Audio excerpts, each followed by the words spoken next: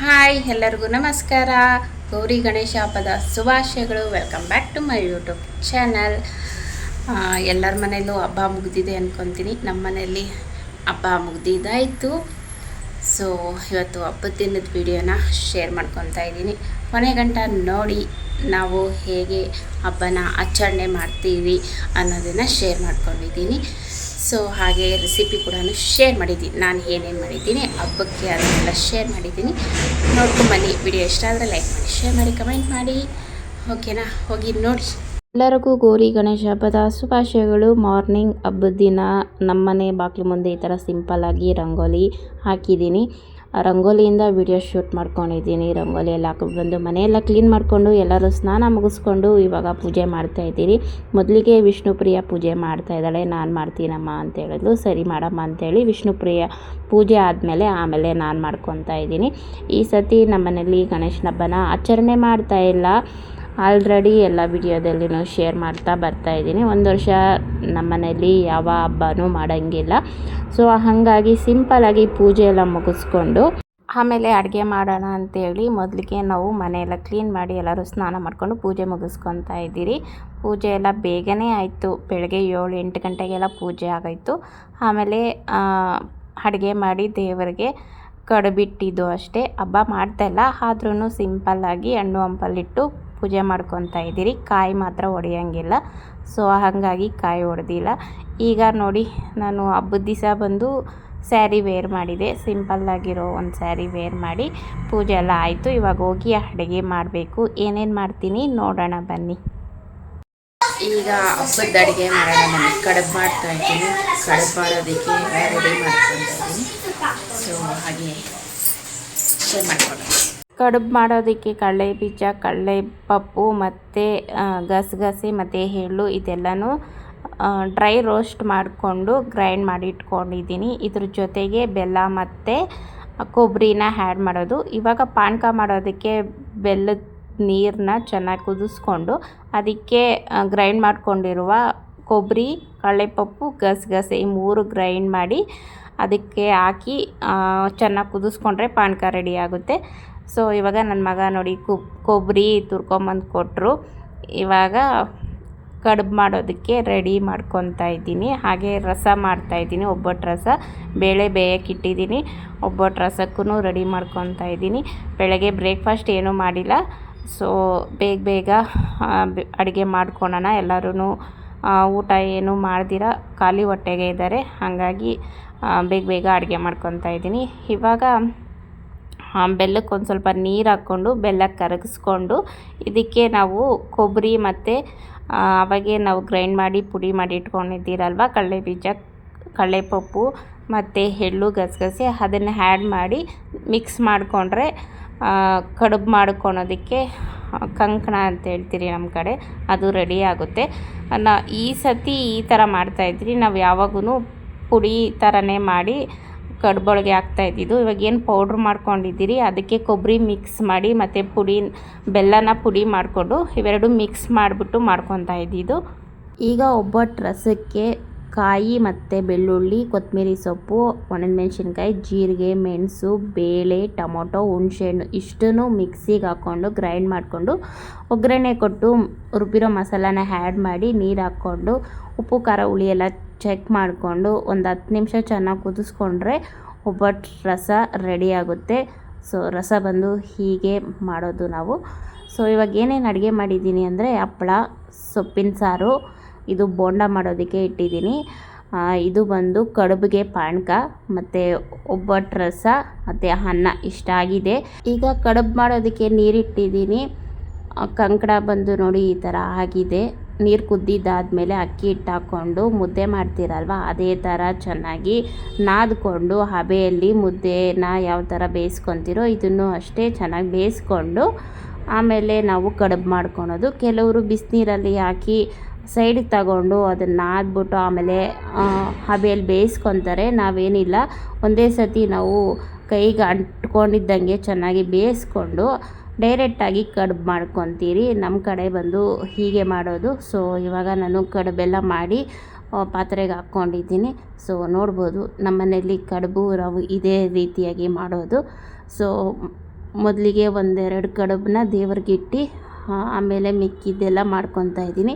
ಮತ್ತು ಒಂದು ಸೈಡಲ್ಲಿ ಮಂಗಳೂರು ಬೋಂಡ ಮಾಡ್ಕೊತಾ ಇದ್ದೀನಿ, ಹಾಗೆ ಜಾಮೂನ್ ಕೂಡ ಮಾಡಿಟ್ಟಿದ್ದೀನಿ. ಹಾಯ್ ಫ್ರೆಂಡ್ಸ್, ನೋಡಿ ಫ್ರೆಂಡ್ಸ್ ಎಲ್ಲ ಈ ಕಡೆ ಇಲ್ಲಿಗೆ ಬಾ ತೋರ್ಸು.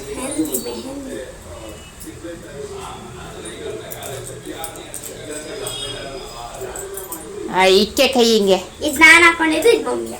ಇದು ನಾನು ಹಾಕೊಂಡಿದ್ದು, ಇದು ನನ್ನ ಮಮ್ಮಿ ಹಾಕಿದ್ದು. ಕಾಲು ವಿಷ್ಣು ಪ್ರಿಯ ಹೀಗೆ ರೆಡಿಯಾಗಿದ್ದಾಳೆ.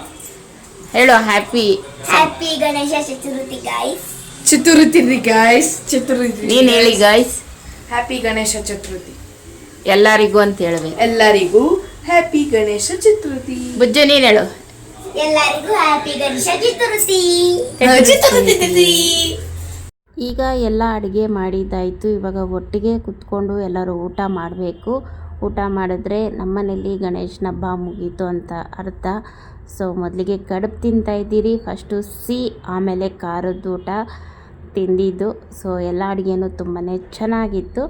ಊಟ ಎಲ್ಲ ಆದಮೇಲೆ ಸ್ವಲ್ಪ ಹೊತ್ತು ರೆಸ್ಟ್ ಮಾಡಿದ್ರಿ. ಈಗ ನಮ್ಮ ಯಜಮಾನ್ರು ಮಾಲ್ಗೆ ಹೋಗೋಣ ನಡೀರಿ ಎಲ್ಲರೂ, ಒಂದು ರೌಂಡ್ ಹಾಕ್ಕೊಂಡು ಹಾಗೆ ಏನಾದರೂ ಶಾಪಿಂಗ್ ಮಾಡ್ಕೊಂಬರೋಣ ಅಂತ ಹೇಳ್ತಾ ಇದ್ದಾರೆ. ಮಕ್ಕಳು ಕೂಡ ಹೋಗೋಣ ಅಂತ ಇದ್ದಾರೆ. ಹಾಗಾಗಿ ಇವಾಗ ಎಲ್ಲರೂ ಸೇರಿ ಮಾಲ್ಗೆ ಹೋಗ್ತಾ ಇದ್ದೀರಿ. ಬನ್ನಿ. ಚೆನ್ನಾಗಿದೆಯಾ ಬಿಡು. ಎಲ್ಲಿ ಗೊತ್ತಾರದ ಯಾವ ಮಾಲ್? ಈಗ ನಾವು ಆಟೋಲ್ಲಿ ಹೋಗ್ತಾ ಇದ್ದೀರಿ, ಕಾರಲ್ಲಿ ಹೋಗ್ತಾ ಇಲ್ಲ. ಮಳೆ ಬೇರೆ ತುಂಬ ಬೀಳ್ತಾ ಇತ್ತು. ಸೊ ಅಲ್ಲಿ ತುಂಬ ಟ್ರಾಫಿಕ್ ಇರುತ್ತೆ. ಹಾಗಾಗಿ ಆಟೋಲ್ಲಿ ಹೋಗಿ ಬರೋಣ ಅಂಥೇಳಿ ಆಟೋಲ್ಲಿ ಹೋಗ್ತಾಯಿದ್ರಿ. ನಾವು 4 ಜನನು. ಮನೆ ಬಿಡೋಗೆ ಫುಲ್ ಮಳೆ ಜೋರಾಗಿ ಬರ್ತಾಯಿತ್ತು. ಮಳೆಯಲ್ಲಿ ನಾವು ಮಾಲ್ಗೆ ಹೋಗ್ತಾಯಿದ್ರಿ ಶಾಪಿಂಗ್ ಮಾಡೋದಕ್ಕೆ.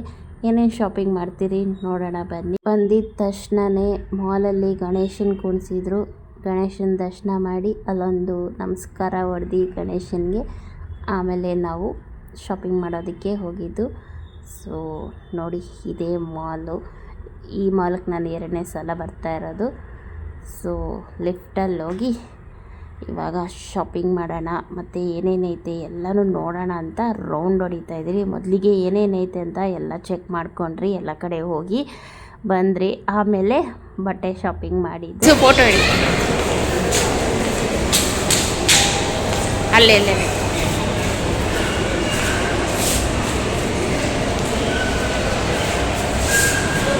ನಿಂತ್ಕೊಳ್ಳೋ ನೀನು ಅವಳ ಜೊತೆಗೆ ಕೈ ನೀಟ್ಕೊಂಡೆ.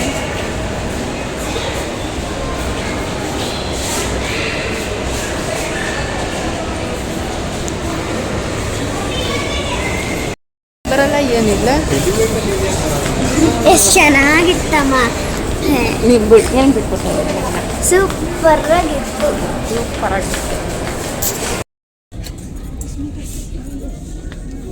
किसमें कैसा किसमें ये सिंगल सेट है क्या?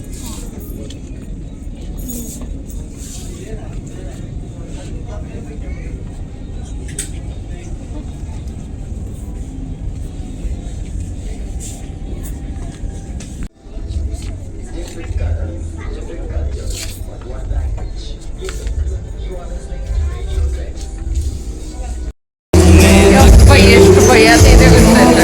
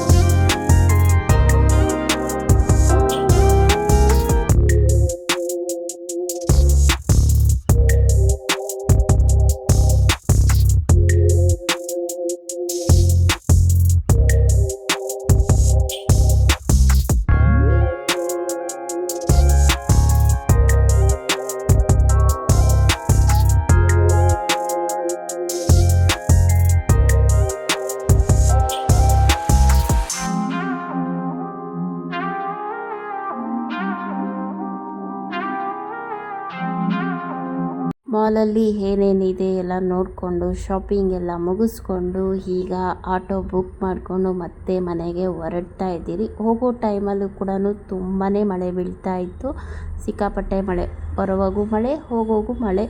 ಸೊ ಮಾಲಲ್ಲಿ ಏನೇನು ಶಾಪಿಂಗ್ ಮಾಡಿದ್ದೀನಿ ಅದನ್ನು ಮನೆಗೆ ಹೋಗಿ ಶೇರ್ ಮಾಡ್ತೀನಿ. ಏನೂ ತುಂಬ ಶಾಪಿಂಗ್ ಮಾಡಿಲ್ಲ, ನನಗೆ ಬುಜ್ಜಿಗೆ ಮಾತ್ರ ತಗೊಂಡಿರೋದು. ಸೊ ಅದನ್ನೇ ಶೇರ್ ಮಾಡ್ತೀನಿ. ಸೊ ಮನೆಗೆ ಬಂದ್ರಿ ನೋಡಿ ಎಷ್ಟು ಶಾಪಿಂಗ್ ಮಾಡಿದ್ದೀರಿ. ಮೊದಲಿಗೆ ಏನು ಶಾಪಿಂಗ್ ಮಾಡಿದ್ದೀನಿ ಅನ್ನೋದನ್ನು ತೋರಿಸ್ತೀನಿ. ನನ್ನ ಮಗಳು ಮನೆಗೆ ಬಂದಿದ್ದ ತಕ್ಷಣ ಡ್ರೆಸ್ ಚೇಂಜ್ ಎಲ್ಲ ಮಾಡಿದ್ದಾಳೆ.